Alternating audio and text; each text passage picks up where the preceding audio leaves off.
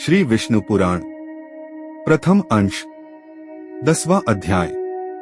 आप सुन रहे हैं भारतीय संस्कृति। भृगु, अग्नि और अग्निष्ठात्तादि पितरों की संतान का वर्णन। श्री मैत्रेय जी बोले, हे मुनि, मैंने आपसे जो कुछ पूछा था वह सब आपने वर्णन किया। सब भृगु जी की संतान से लेकर संपूर्ण सृष्टि का आप मुझसे फिर वर्णन कीजिए। श्री पराशर जी बोले, भृगु जी के द्वारा ख्याति से विष्णु पत्नी लक्ष्मी जी और धाता विधाता नामक दो पुत्र उत्पन्न हुए। महात्मा मेरु की आयति और नेतिनाग्नि कन्याएं धाता और विधाता की स्त्रियां थीं। उनसे उनके प्राण और मृकंडू नामक दो पुत्र हुए। मृकंडू से मार्कंडेय और उनसे वेदशिरा का जन्म हुआ। अब प्राण की संतान का वर्णन सुनो। प्राण का पुत्र द्युतिमान और उसका पुत्र राजवान हुआ। हे महाभाग, उस राजवान से फिर भृगुवंश का बड़ा विस्तार हुआ। मरीचि की पत्नी संभूति ने पौर्णमास को उत्पन्न किया। उस महात्मा के विरजा और पर्वत दो पुत्र थे। हे द्विज, उनके वंश का वर्णन करते समय मैं उन दोनों की संतान का वर्णन करूंगा। अंगिरा की पत्नी स्मृति थी, उसके सिनी वाली कुहू, राका और अनुमति नाम की कन्याएं हुई। अत्रि की भार्या अनसुया ने चंद्रमा, दुर्वासा और योगी दत्तात्रेय इन निष्पाप पुत्रों को जन्म दिया। पुलस्त्य की स्त्री प्रीति से दत्तोली का जन्म हुआ, जो अपने पूर्व जन्म में स्वयंभुव मनवंतर में अगस्त्य कहा जाता था। प्रजापति पुलह की पत्नी क्षमा से करदम, उर्वरिया और सहिष्णु ये तीन पुत्र हुए। क्रतु की संतति नामक भार्या ने अंगूठे के पोरुओं के समान शरीर वाले तथा प्रखर सूर्य के समान तेजस्वी वाल्खिल्यादि 7000 ऊर्ध्वरेता मुनियों को जन्म दिया। वशिष्ठ की ऊर्जा नामक स्त्री से रज गोत्र ऊर्ध्वबाहु, सवन, अनघ, सुत्पा और शुक्र ये 7 पुत्र उत्पन्न हुए। ये निर्मल स्वभाव वाले समस्त मुनिगण तीसर मनवंतर में सप्तर्षि हुए। हे द्विज, अग्नि का अभिमानी देव जो ब्रह्मा जी का ज्येष्ठ पुत्र है, उसके द्वारा स्वाहा नामक पत्नी से अति तेजस्वी पावक, पवमान और जल को भक्षण करने वाला शुचि ये 3 पुत्र हुए। इन तीनों के प्रत्येक के 15-15 पुत्र के क्रम से 45 संतान हुई। पिता अग्नि और उसके 3 पुत्रों को मिलाकर ये सब अग्नि ही कहलाते हैं। इस प्रकार कुल 49 अग्नि कहे गए हैं। हे द्विज, ब्रह्मा जी द्वारा रचे गए जिन अनग्निक अग्निष्ठात्ता और साग्निक बर्हिषद आदि पितरों के विषय में तुमसे कहा था, उनके द्वारा स्वधा ने मेना और धारिणी नामक 2 कन्याएं उत्पन्न की। वे दोनों ही उत्तम ज्ञान से संपन्न और सभी गुणों से युक्त ब्रह्मवादिनी तथा योगिनी थी। इस प्रकार यह दक्ष कन्याओं की वंश परंपरा का वर्णन किया। जो कोई श्रद्धा पूर्वक इसका स्मरण करता है वह संतान नहीं रहता। प्रथम अंश 11वां अध्याय। ध्रुव का वनगमन और मरीचि आदि ऋषियों से भेंट। श्री पराशर जी बोले, हे मैत्रेय, मैंने तुम्हें स्वयंभुव मनु के प्रियव्रत एवं उत्तानपाद नामक 2 महाबलवान और धर्मज्ञ पुत्र बतलाए थे।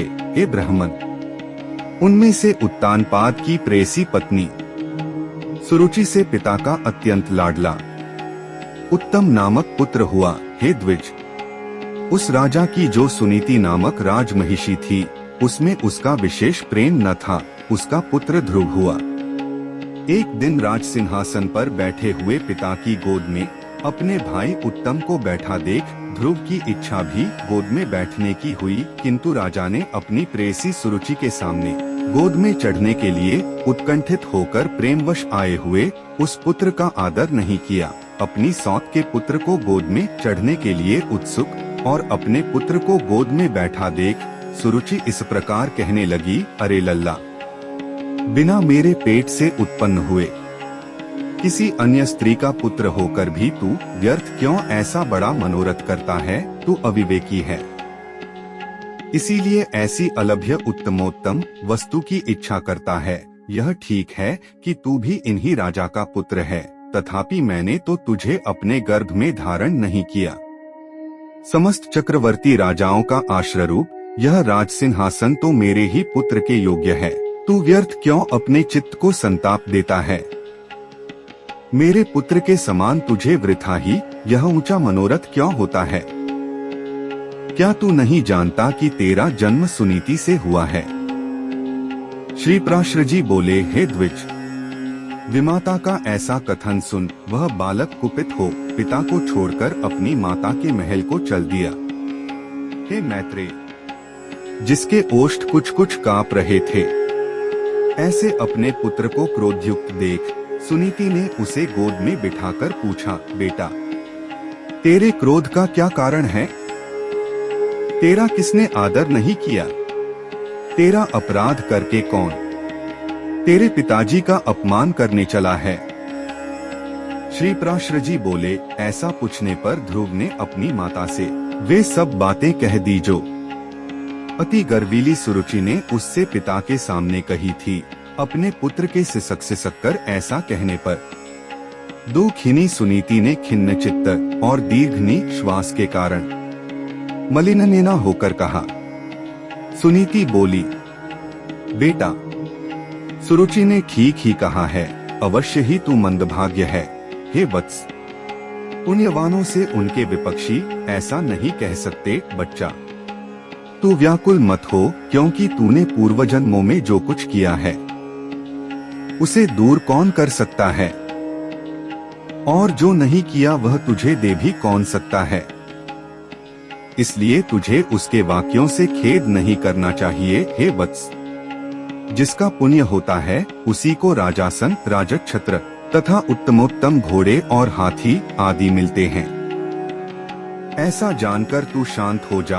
अन्य जन्मों में किए हुए पुण्य कर्मों के कारण ही सुरुचि में राजा की सुरुचि प्रीति है, और पुण्यहीना होने से ही मुझ जैसी स्त्री केवल भार्या भरण करने योग्य ही कही जाती है। उसी प्रकार उसका पुत्र उत्तम भी बड़ा पुण्य पूज्य संपन्न है, और मेरा पुत्र तू ध्रुव मेरे समान ही अल्प पुण्यवान है। तथापि बेटा, तुझे दुख ही नहीं होना चाहिए, क्योंकि जिस मनुष्य को जितना मिलता है वह अपनी ही पूंजी में मग्न रहता है। और यदि सुरुचि के वाक्यों से तुझे अत्यंत दुहक ही हुआ है तो सर्वफलदायक पुण्य के संग्रह करने का प्रयत्न कर। तू सुशील, पुण्यात्मा, प्रेमी और समस्त प्राणियों का हितैषी बन, क्योंकि जैसे नीची भूमि की ओर ढलकता हुआ जल अपने आप ही पात्र में आ जाता है, वैसे ही सत्पात्र मनुष्य के पास स्वतः ही समस्त संपत्तियां आ जाती है। ध्रुव बोला, माताजी, तुमने मेरे चित्त को शांत करने के लिए जो वचन कहे हैं वे दुर्वाक्यों से बिंधे हुए मेरे हृदय में तनिक भी नहीं ठहरते। इसलिए मैं तो अब वही प्रयत्न करूंगा जिससे संपूर्ण लोगों से आदरणीय सर्वश्रेष्ठ पद को प्राप्त कर सकूं। राजा की प्रेयसी तो अवश्य सुरुचि ही है, और मैंने उसके उदर से जन्म भी नहीं लिया है। तथापि हे माता, अपने गर्भ में बढ़े हुए मेरा प्रभाव भी तुम देखना। उत्तम, जिसको उसने अपने गर्भ से धारण किया है मेरा भाई ही है। पिता का दिया हुआ राजासन वही प्राप्त करे, भगवान करे ऐसा ही हो। माताजी, मैं किसी दूसरे की दिए हुए पद का इच्छुक नहीं हूँ, मैं तो अपने पुरुषार्थ से ही उस पद की इच्छा करता हूँ जिसको पिताजी ने भी नहीं प्राप्त किया है। श्री प्राश्रजी बोले, माता से इस प्रकार कह ध्रुव उसके महल से निकल पड़ा और फिर नगर से बाहर आकर बाहरी उपवन में पहुँचा। वहाँ ध्रुव ने पहले से ही आए हुए 7 मुनीश्वरों को कृष्ण मृगचर्म के बिछौनों से युक्त आसनों पर बैठे देखा। उस राजकुमार ने उस सब को प्रणाम कर अति नम्रता और समुचित अभिवादनादि पूर्वक उनसे कहा। ध्रुव ने कहा, हे महात्माओं, मुझे आप सुनीति से उत्पन्न हुआ राजा उत्तानपाद का पुत्र जाने मैं आत्मग्लानि के कारण आपके निकट आया हूँ। ऋषि बोले, राजकुमार, अभी तो तू 4-5 वर्ष का ही बालक है, अभी तेरे निर्वेद का कोई कारण नहीं दिखाई पड़ता। तुझे कोई चिंता का विषय भी नहीं है, क्योंकि अभी तेरा पिता राजा जीवित है। और हे बालक, तेरी कोई इष्ट वस्तु खो गई हो ऐसा भी हमें दिखाई नहीं देता, तथा हमें तेरे शरीर में भी कोई व्याधि नहीं दीख पड़ती। फिर बता, तेरी ग्लानि का क्या कारण है? श्री प्राश्र जी बोले, तब सुरुचि ने तुमसे जो कुछ कहा था वह सब उसने कह सुनाया। उसे सुनकर वे ऋषिगण आपस में इस प्रकार कहने लगे, अहो क्षात्र तेज कैसा प्रबल है, जिससे बालक में भी इतनी अक्षमा है कि अपनी विमाता का कथन उसके हृदय से नहीं टलता। हे क्षत्रिय कुमार, इस निर्वेद के कारण तूने जो कुछ करने का निश्चय किया है, यदि तुझे रुचे तो वह हम लोगों से कह दे। और हे अतुलित तेजस्वी, यह भी बता कि हम तेरी क्या सहायता करें, क्योंकि हमें ऐसा प्रतीत होता है कि तू कुछ कहना चाहता है। ध्रुव ने कहा, हे द्विज श्रेष्ठ, मुझे न तो धन की इच्छा है और न राज्य की। मैं तो केवल एक उसी स्थान को चाहता हूँ जिसको पहले कभी किसी ने न भोग हो। हे मुनिश्रेष्ठ, आपकी यही सहायता होगी कि आप मुझे भली प्रकार यह बता दें कि क्या करने से वह सबसे अग्रगण्य स्थान प्राप्त हो सकता है। मरीचि बोले, हे राजपुत्र, बिना गोविंद की आराधना किए मनुष्य को वह श्रेष्ठ स्थान नहीं मिल सकता। अत तू श्री अच्युत की आराधना कर। अत्रि बोले, जो परा प्रकृति आदि से भी परे हैं, वे परम पुरुष जनार्दन जिससे संतुष्ट होते हैं, उसी को वह अक्षय पद मिलता है। यह मैं सत्य सत्य कहता हूँ। अंगिरा बोले, यदि तू अग्रय स्थान का इच्छुक है तो जिन अव्ययात्मा अच्युत में यह संपूर्ण जगत ओतप्रोत है, उन गोविंद की ही आराधना कर। पुलस्त्य बोले, जो परब्रह्म परम धाम और परस्वरूप है, उन हरि की आराधना करने से मनुष्य अति दुर्लभ मोक्ष पद को भी प्राप्त कर लेता है। पुलह बोले, हे सुव्रत, जिन जगतपति की आराधना से इंद्र ने अत्युत्तम इंद्र पद प्राप्त किया है, तू उन यज्ञपति भगवान विष्णु की आराधना कर। क्रतु बोले, जो परम पुरुष यज्ञ पुरुष यज्ञ और योगेश्वर हैं, उन जनार्दन के संतुष्ट होने पर कौन सी वस्तु दुर्लभ रह सकती है। वशिष्ठ बोले, हे वत्स, विष्णु भगवान की आराधना करने पर तू अपने मन से जो कुछ चाहेगा वही प्राप्त कर लेगा। फिर त्रिलोकी के उत्तमोत्तम स्थान की तो बात ही क्या है। ध्रुव ने कहा, हे महर्षिगण, मुझ विनीत को आपने आराध्य देव तो बता दिया, अब उसको प्रसन्न करने के लिए मुझे क्या जपना चाहिए, यह बताइए। उस महापुरुष की मुझे जिस प्रकार आराधना करनी चाहिए, वह आप लोग मुझसे प्रसन्नता पूर्वक कहिए। ऋषिगण बोले, हे राजकुमार, विष्णु भगवान की आराधना में तत्पर पुरुषों को जिस प्रकार उनकी उपासना करनी चाहिए, वह तू हमसे यथावत श्रवण कर। मनुष्य को चाहिए कि पहले संपूर्ण बाह्य विषयों से चित्त को हटावे और उसे एकमात्र उन जगदाधार में ही स्थिर कर दे। हे राजकुमार, इस प्रकार एकाग्रचित्त होकर तन्मय भाव से जो कुछ जपना चाहिए वह सुन। ओम हिरण्यगर्भ पुरुष प्रधान और अव्यक्त रूप शुद्ध ज्ञान स्वरूप वासुदेव को नमस्कार है। इस ओम नमो भगवते वासुदेवाय मंत्र को पूर्व काल में तेरे पितामह भगवान स्वयंभुव मनु ने जपा था। तब उनसे संतुष्ट होकर श्री जनार्दन ने उन्हें त्रिलोकी में दुर्लभ मनोवांछित सिद्धि दी थी। उसी प्रकार तू भी इसका निरंतर जप करता हुआ श्री गोविंद को प्रसन्न कर।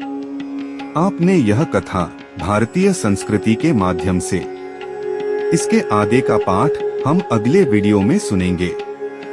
उसके लिए आप जुड़िए हमारे चैनल से। जो भक्त हमारे चैनल पर पहले से जुड़ा है उसका दिल से आभार, और जो सदस्य नया जुड़ रहा है उसका भी तहे दिल से आभार।